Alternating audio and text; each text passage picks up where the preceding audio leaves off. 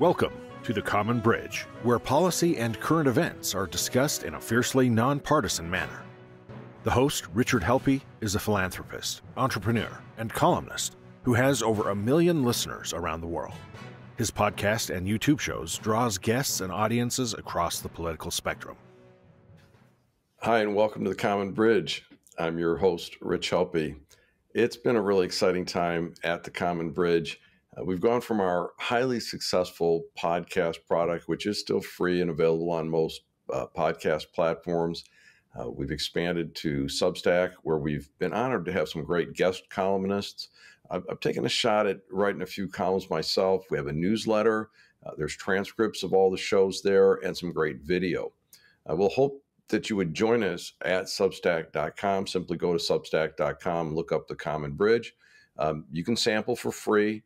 And if you'd like, we'd love to have you in as a paid subscriber at some point. And that's kind of the topic of my talk today, is that really didn't want to have to do this episode, quite frankly. I was hoping and continue to hope that we can get to a dialogue inside a Substack with commentary and polite exchanges and getting the best thinking. Most of my feedback today, in fact, nearly all of it, comes from private communications. People will call me, they will see me, they'll text me, and they'll say, I really don't want to be public about this, but could you talk about this? Could you talk about that? Here's my view. And they're just reluctant to be out in what could be the public square with opinions. They just don't feel safe doing it.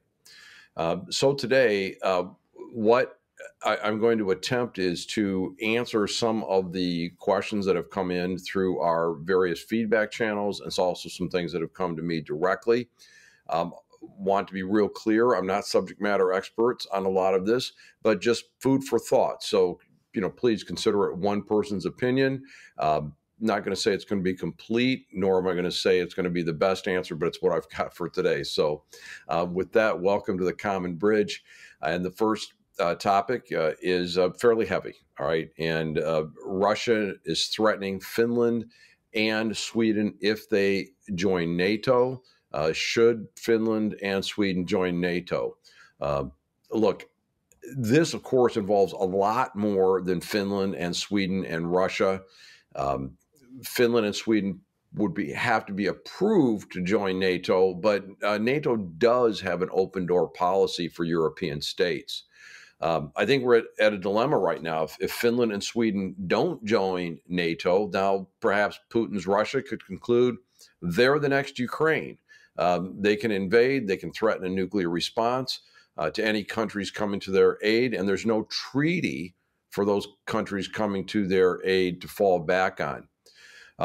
So the central question is not only about Finland and Sweden's protection, it's about whether citizens of the United Kingdom, the United States, Germany, and other NATO members would attack Russia over an incursion into Finland. Look, the average American, the average Russian, the average person, they don't want to be incinerated in a nuclear war. But look, if the choice is to draw the line for Putin or hope he doesn't attack by us backing away, it seems that at some point a line has to be drawn. And raising the cost of incursion on other borders for Russia seems like a good idea. Again, I will leave that to people more learned in this topic than I am. Okay, next up, a little closer to home, domestic politics. The Republicans are saying they will not participate in the presidential debates. Is this a good idea? No, it's not a good idea. You got to show up. Next thing, in Michigan, we've concluded a trial, or part of a trial, I should say, over a kidnapping or alleged kidnapping or a kidnapping dream about our governor, Gretchen Whitmer. And the question is, what did I think about the outcome? Well, of course, first of all, to set the factual base, 2 people were found not guilty. Now, they spent 18 months incarcerated waiting to get through their trial and their ultimate finding of not guilty. 2 others were subjected to a hung jury. Now they're back in jail in case there's going to be another prosecution. And of course, surrounding all of this, there's a lot of FBI employees in the mix, and some so compromised the prosecution just wouldn't use them. And I have a great faith in juries. The jury heard the testimony. They were instructed in the law by the judge. They reached a conclusion. I don't know what their deliberations were. No one's come out and talked about this publicly as of yet. But we do know there was no actual kidnapping or no actual attempted kidnapping. We've heard, about, the weapons of mass destruction charge. To me, look, that seems like a reach. It's not like there was a plot to put a bomb in an office building or something like that. Although the two people that did plead out to, fairly significant prison sentences, 6 years plus, they were threatened with life in prison on a weapons charge like that. The real interesting thing is that within 15 minutes of the jury rendering its verdict, here come the left-wing pundits saying, yeah, no, they really were guilty. I mean, come on. You don't get your way. This is what you're going to do. Grow up. This conviction in the media is not good for anybody, nor is inciting people to address their government issues with violence a good idea. It just, again, points up to an unresponsive government and a media designed to whip people up. Okay, next question. Will Donald Trump run for president in 2024, and will he win? Okay, first question, I hope not, and no chance. I hope he doesn't run, and I don't think he has a chance of winning. Also, learned from a very qualified attorney this week that the 22nd Amendment says no person can be elected president more than twice. Okay, that doesn't mean you have to be actually in service as the president. So if Donald Trump keeps saying he was the one elected in 2020, he has barred himself from running in 2024. Hardly the first time that his impetuous mouth has gotten him into trouble.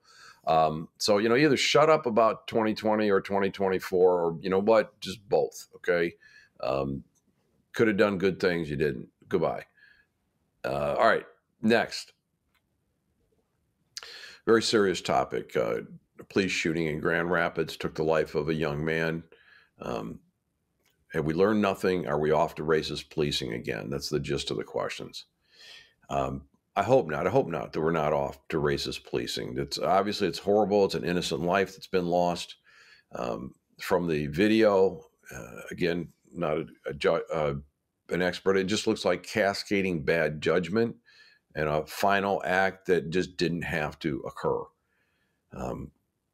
It's part of American life. Look, in 2022, there have been 241 civilians shot by the police. 14 of those were black.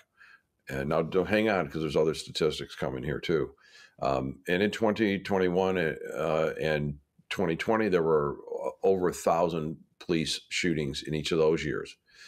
But here's an interesting statistics that based as a percentage of population, the rate of fatal police shootings among Black Americans was much higher than for any ethnicity. It's at 38 fatal shootings per million of the population as of this very month right now. This goes back to data coming back from 2015 to the present day. And look, citing the carnage that's going on in places like Chicago as part of this is like saying that taking synthetic fentanyl from an unregulated source is fine because people also die in skydiving and car accidents. We need effective policing. And if you watch the horrible video start to finish, it's glaringly obvious that the young man didn't understand the situation. He didn't understand what he was being told. And more importantly, the officer, who has a very tough job, had several chances to either not escalate or to de-escalate. And now we have one more senseless, awful tragedy and a family and a community in mourning. Okay, all right, this next lighter topic. Will Smith slaps Chris Rock. What do you make of this? All right, look, personally, I just don't pay much attention to these kinds of things. I admire the talent that people that can act and sing and dance do. Uh, but I just thought it was a little comical that you have an industry that routinely inserts violence into its products, slaps, punches, gunfire, and more. They can't be seriously offended. If the Oscars could become any less relevant, I don't know, they just sealed it. Thank you for listening or watching this segment of Richard Helppie's The Common Bridge. On Substack, you can access the full archive and bonus columns, podcasts, and interviews for only $5 a month. At substack.com, search for The Common Bridge and subscribe.